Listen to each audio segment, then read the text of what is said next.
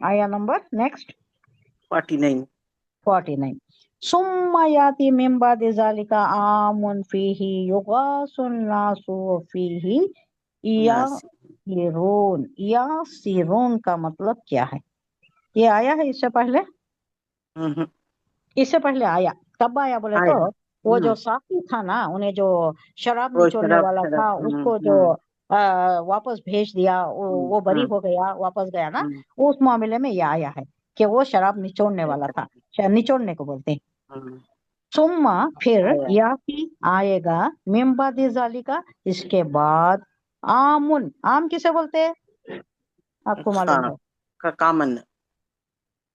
آمن نہیں، عام اردو میں عام ہے، وہ کامن ہے. عام الحسن کسے بولتی بھائی؟ عام الحسن حضور صلی اللہ علیہ وسلم کے پیریڈ میں، آپ کی زندگی میں کس سال کو عام الحسن کہا جاتا ہے؟ غم کا سال. اچھا نہیں تو ایک منٹ کیا عام الحسن. عین الف میم ہے، عین الف میم، ہا زے نون. حزن بولے تو اردو میں بھی حزن ہی ہے، غم. غم. غم، دکھ، غم. غم کا عام پیریڈ کے الحزن. ساتھ. ہاں، عام الحزن کسے بولتے معلوم نا؟ حضور صلی اللہ علیہ وسلم کا اس سال حضرت خدیجہ الکبریٰ کا بھی انتقال ہو گیا اور ابو طالب کا بھی انتقال ہو گیا، دونوں کا انتقال ہو گیا. اب یہ پیریڈ بھی مکی پیریڈ ہے، یہ ہم جو پڑھ رہے ہیں یہ بھی مکی پیریڈ ہے. یوسف علیہ السلام کا ذکر کر کے حضور صلی اللہ علیہ وسلم کو تسلی دی جا رہی ہے کہ آپ کو بھی اسی عروج پر قدر و منزلت کے مقام پر آپ بھی پہنچیں گے.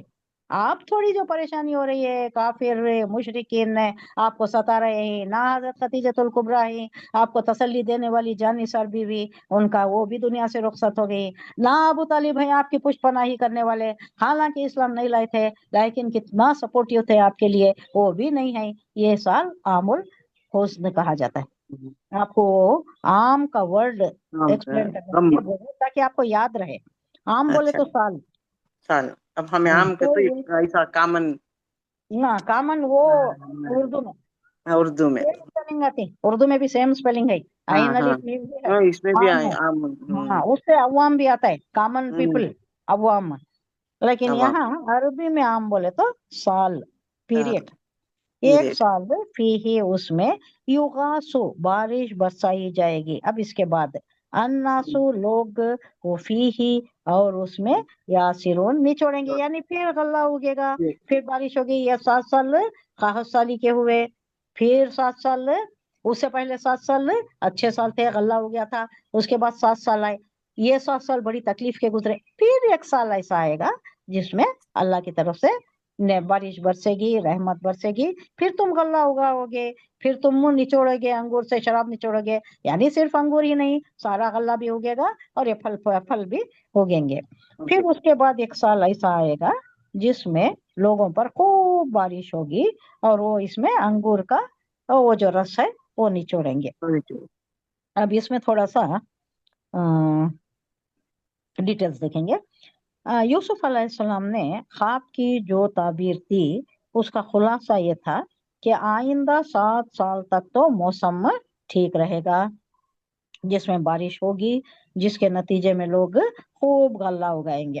غلہ بولے تو اناج اردو میں، غلہ، غین لام خا.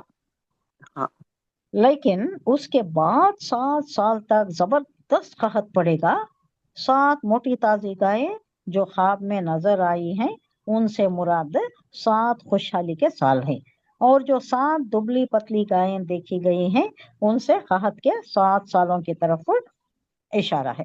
اب ان 7 قحط کے سالوں کا پہلے سے انتظام کرنے کے لیے یوسف علیہ السلام نے یہ تدبیر بتائی ہے کہ خوشحالی کے 7 سالوں میں جتنا غلہ، جتنا اناج اگے گا اس میں سے تھوڑا تھوڑا تو اپنے روزمرہ کے کھانے کے لیے نکال لیا جائے اور باقی غلے کو اس کی بالیوں ہی میں پڑا رہنے دیا جائے. اس کو کھولنا نہیں، پھلی کھولنا نہیں، چھٹا نکالنا نہیں، تاکہ وہ سڑ کر خراب نہ ہو جائے. جب قحط کے 7 سال آئیں گے تو یہ ذخیرہ اس وقت کام آئے گا، اور قحط کے یہ 7 سال اس سارے ذخیرے کو کھا جائیں گے، لیکن تھوڑا بہت البتہ تھوڑا سا غلہ آئندہ بیج ڈالنے کے لیے بچا رہے گا، بونے کے لیے، جو آئندہ سال کی کاشت کے واسطے کام آئے گا۔ چنانچہ اگلے سال خوب بارشیں ہوں گی۔ 7 سال قحط سالی کے بعد 8واں سال جو آتا ہے خوب بارش ہوتی ہے، اللہ کی رحمت برستی ہے، اور لوگ انگور کا خوب رس نچوڑیں گے، یعنی بہت غلہ خوشی من پیداوار بہت زیادہ ہوگی۔